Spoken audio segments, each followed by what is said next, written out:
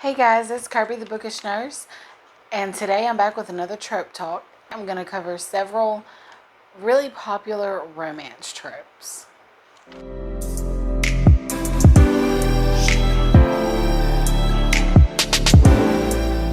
Disclaimer at the beginning of this, because I'm talking about romance tropes and I'm going to be giving recommendations for different romance tropes, there's probably going to be spoilers because I have to talk about how people got together or why they're together.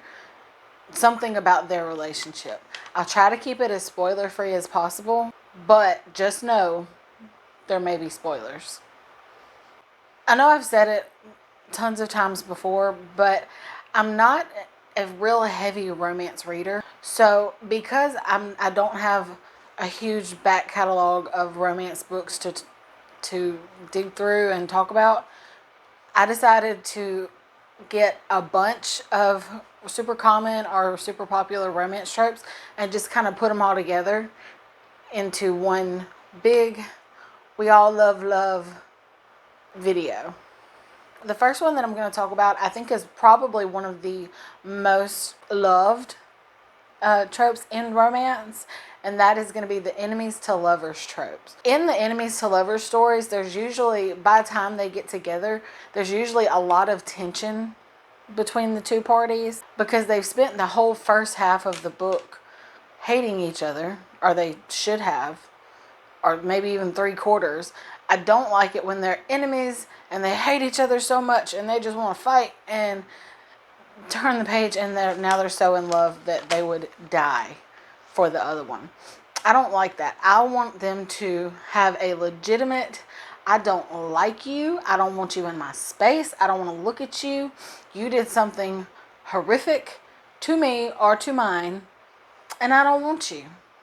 I want that. I want them to really have to prove themselves before they fall in love. If not, then you were using that for no reason, and I'm not satisfied. The most obvious enemies to lovers trope is going to be with the Cruel Prince. In the Cruel Prince, we have Jude and Cardan. They are our main characters. And Cardan is presented as lazy and spoiled and cruel. I mean, he is god-awful terrible. And Jude is a human that has been brought into the fairy world under very cold circumstances, to say the least. She hates Cardan.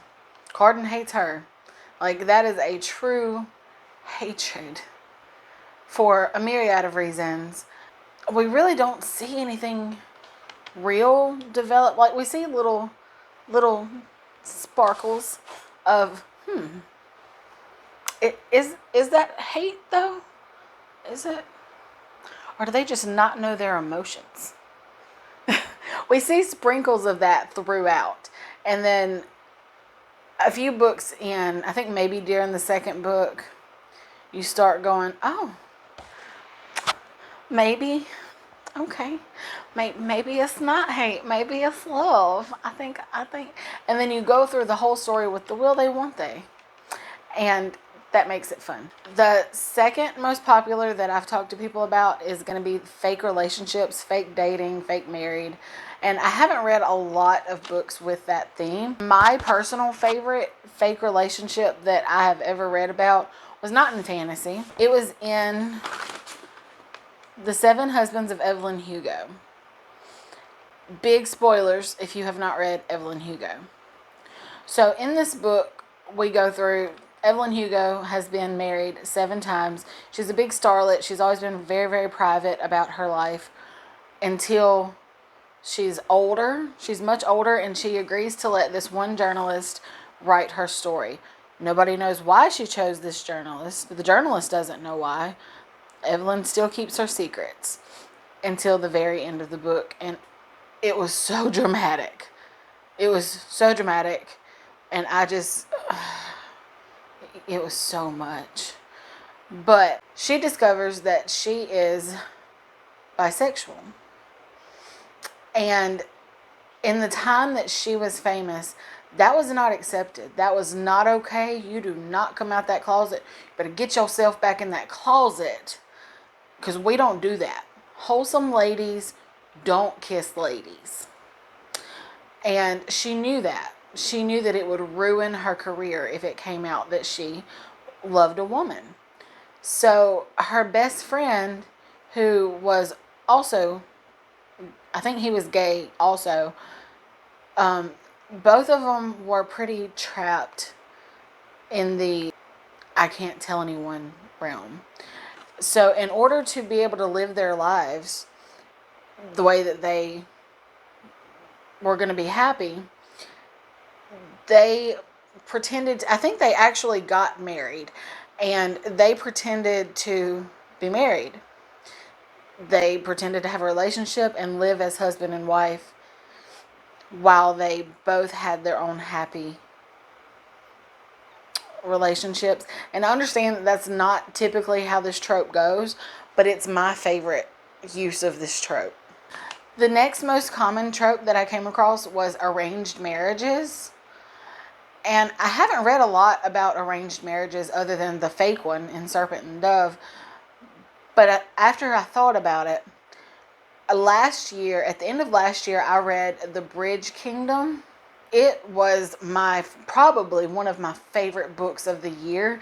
It's also enemy to lovers. A lot of these tropes really fold into each other. But it's an arranged marriage. A king had lots of daughters, and he wanted to take control of the kingdom that controls the bridge between these two islands. He agreed to let one of his daughters go marry the prince, or the soon-to-be king of the Bridge Kingdom. And so much backstabbery happened. It was so politically brilliant. I loved it. I loved it so much. It was just nonstop. The entire time, every page, something was going on, and I loved it. But they did have that arranged marriage. The one that we all know and most of us hate is the love triangle. There's not a lot of instances where this is done very well. However, there is one. That's going to be the Infernal Devices trilogy by Cassandra Clare. In this story, she created the only love triangle that should ever exist. And it was a true triangle. We have Will, Tessa, and Jim. And they all love each other. They actually had a triangle. Not a corner, but a triangle. They all loved each other, and they all supported each other and just wanted the best. And they all wanted each other to be happy, even if it was at the expense of themselves. And it was so beautifully done. This was one of our buddy reads within a few of the members of our book club, and I think every one of us cried. Every one of us at the conclusion died a little bit for a couple days. I've never read another love triangle like this. And it wasn't like, that sounds weird. They all loved each other. It was not sexual between any of them. This is a YA book. It wasn't a bunch of naked people running around. But it was Parabatai and a girl. And they were all loving and supporting and caring. And they are my favorite throuple. They're actually the only throuple that I fully support so far in literature. Friends to lovers, I would think that I had a lot more instances of this happening, but whenever we were thinking about books that had this trope, I couldn't think of many. I don't know if I'm just blanking, because I know I've read it, but I couldn't think of very many. So I have Luke and Jocelyn from the Mortal Instruments. They grew up being friends to lovers is exactly what it sounds like. Childhood friends, grew up, realized you loved each other, live happily ever after. Luke and Jocelyn grew up loving each other. They were best friends, and they really stood by each other through things that most people would not stand by you for. as when they grew up, they're madly in love and they're going to live happily ever after, hopefully. Also, Ron and Hermione, I kind of really love that pairing. A lot of people hate on it. A lot of people don't like it because Ron is the complete opposite of Hermione. But I think it works. I really like it. I think opposites attract. Those are the only two that I could really think of. If y'all can think of a better one or another one in books, let me know in the comments because I'm drawing a complete blank. I know Corey and Topanga is probably my favorite. For second chance romances, this is a favorite for a lot of people. I think y'all, if y'all have seen any video I have ever made, you probably know what my favorite second chance romance is. We're going to go with the Bromance Book Club. It's about a married couple who's on the rocks and the wife goes to leave and the man says, no, wait, please, don't go. And she says, no, you've had your chance. And she leaves and he goes and is crying to his best friend. His best friend invites him to a book club where the group of macho, manly men read romance novels in order to better their relationships. And of course he's like, no, that's stupid. That's terrible. And they're like, you want your wife back? Well, then read the book, stupid. And so he tries it because he's willing to try anything. And lots of things happen. It's ups and downs and then happily ever after. I love that book. The next one is a very polarizing trope. I, most of the time, really like it. A lot of people hate it, though. It's not just like, oh, it's fine. It's just, it depends on how it's done. No, a lot of people really hate this trope. And that is the destined lovers or the mated, fated, soulmates, however you want to put it. People hate it. I don't mind it. I think it's very sweet. Like traveling through time to be with each other. I think that's really sweet. The first one that anybody is going to think of when they think of mates is Sarah J. Maas. Because she said the word mate at least 1,700 times per page.